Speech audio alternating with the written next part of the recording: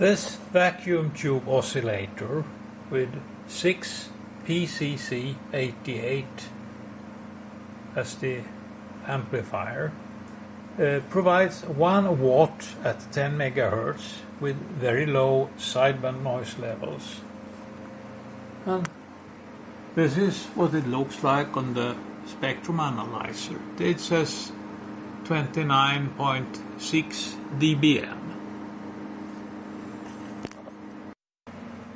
I will now use it to try to study the noise in 3 dB attenuators. The output circuit is tuned for maximum power into a 50 ohm load when the unit is run as an oscillator. Now with 50 ohm dummy loads here, the output impedance looks like this. So it's not quite 50 ohms, it's format, standing wave. SWR is around 2 or maybe up to 2.5. So to do measurements reliably, I have to make sure that the load impedance is 50 ohms at 10 megahertz as well as on the mesh frequency where I do the noise measurement. Running as an oscillator, the power is very close to 1 watt, 29.7 dBm according to this instrument. I have increased the resistor in the selective load by 3.3 ohms to compensate for the load of the cable going to the notch.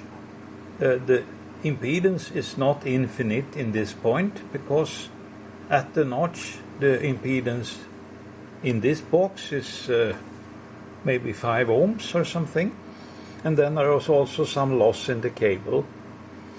So together that makes a load that allows me to load by a little less than a 50 ohm resistor. I have also tuned this matchbox, which is in front of the low noise amplifier, to make the impedance that I see in this point, where I have my test input, very close to 50 ohms.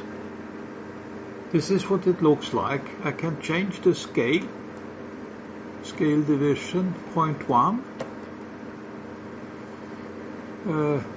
0.05. And the two frequencies of interest is marker. It's on the signal, 10 megahertz, and 50 kilohertz below. And you can see there are within a fraction of an ohm to 50 ohms.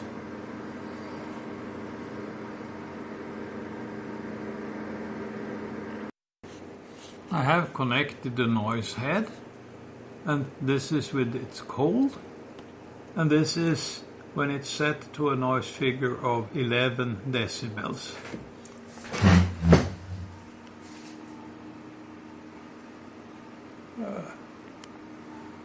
So the noise figure at this test input is 11 dB.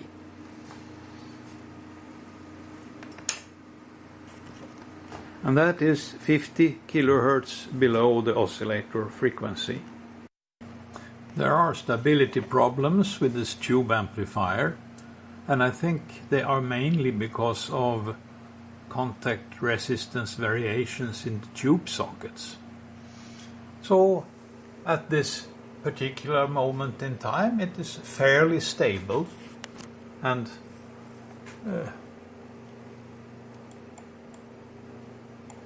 the noise floor I see now is 2.26. That is above the noise floor with the dummy load on the input. So it is below the noise floor corresponding to the 11 dB noise figure. I will insert various attenuators and note what happens to this noise floor. And because of the stability issues, I will insert them here to not cause vibrations into the tube amplifier. And for each attenuator I will measure with and without it several times to avoid getting these instability problems to affect the result much. This one is really bad. This is what it looks like. I now remove it and connect that, and you see the noise floor is stable. And I put this attenuator back,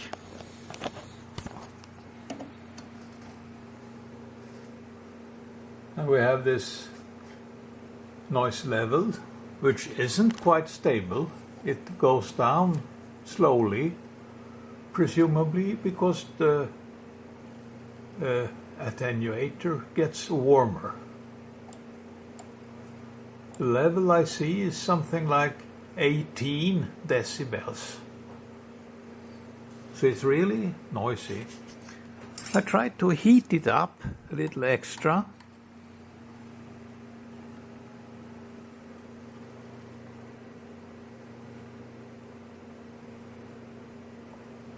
That makes no particular joy.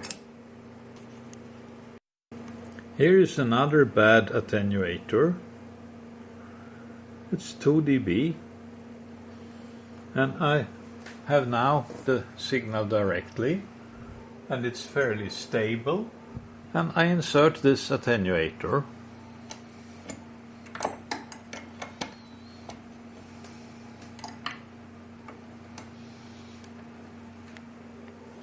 And the noise floor goes up by 4 dB or something. But the signal has gone down by 2 dB. So this one is very noisy also. I will compute how noisy it is later on. I have now inserted this notch filter, which is 50 kHz below 10 MHz. That means on the frequency where I'm doing the measurement. This means that the impedance is no longer anywhere near 50 ohms at the frequency of measurement, but it is a notch. It should stop all the signal. So when I disconnect the signal generator, I can just disconnect it here. I shouldn't expect the noise to decrease, but indeed it does. Not very much, but to some extent. It goes from 0.63 to 0.16. I have inserted this notch filter 50 kHz below 10 MHz. It's more than 30 dB deep. What I connect on this side shouldn't make any difference on the noise measurement I do at the center of the notch, but it does. I see a noise floor here of 0.88. Once more. 0.89 dB. So that has to be noise generated by either the load or the notch filter. Not very strong, but it is something there. Well, I have to tune the notch better, like that. But that doesn't make any difference. It just removes some false signals that appear from the perceives.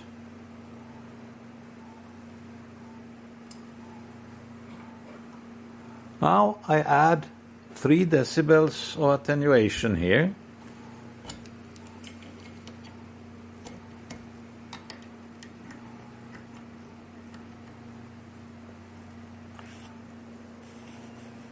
And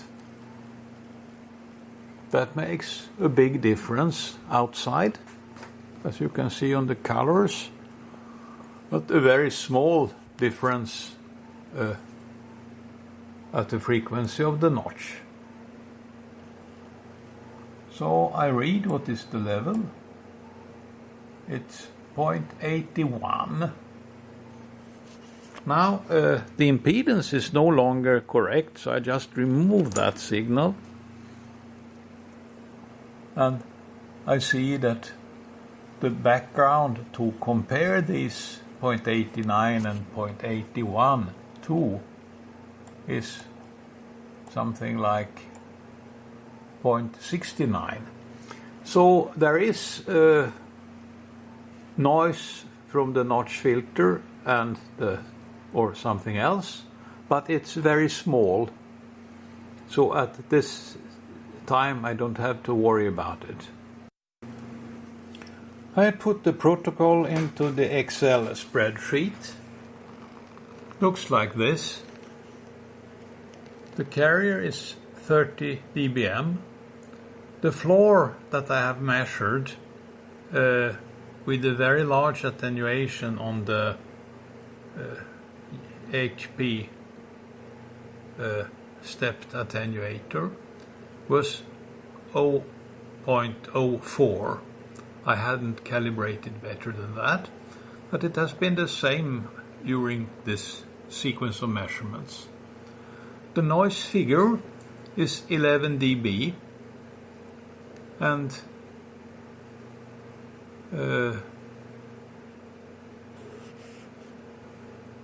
the evaluation leads to a sideband noise that comes in this table.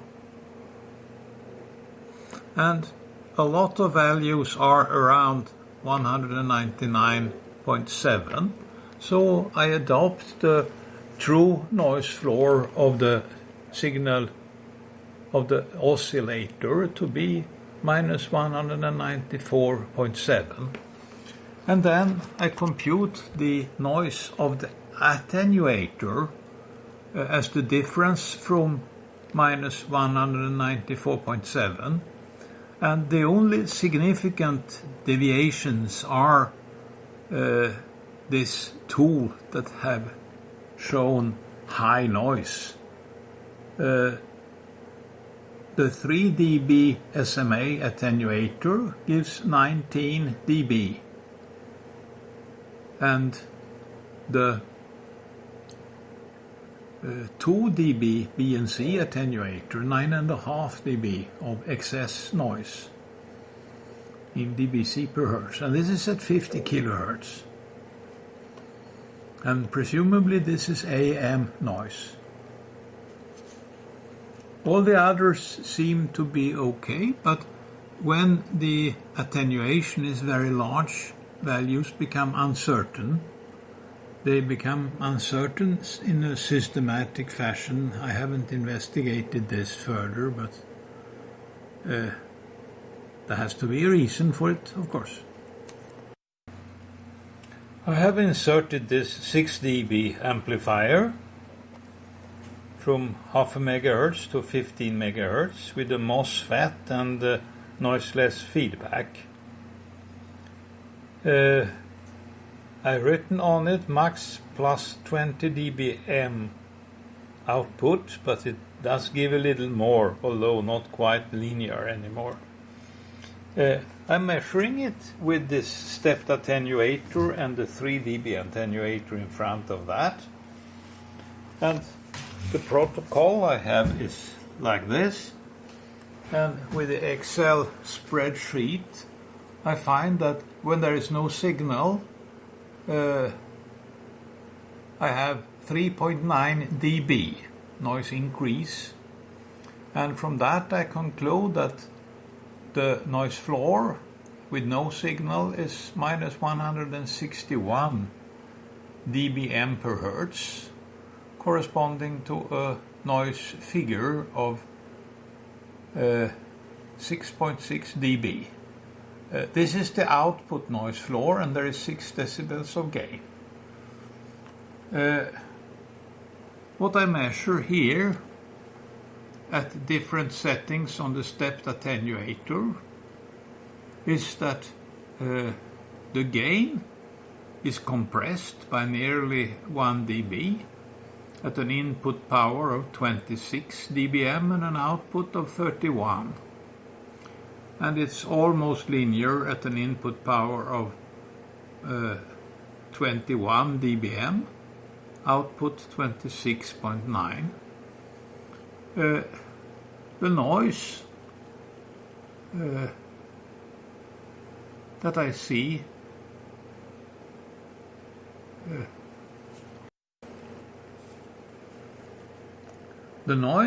see on the output is significantly degraded from the noise I have at the input.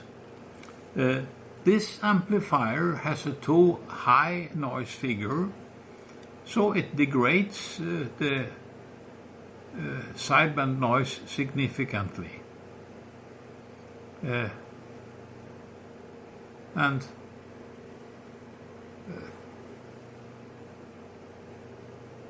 But it doesn't degrade by modulating, it's just the noise floor due to the noise figure. And I can see there is an improvement at higher signal levels because there is some compression, and this is not causing noise, it's causing a cleaner signal. And this amplifier is good for most normal purposes when it comes to the concern about noise.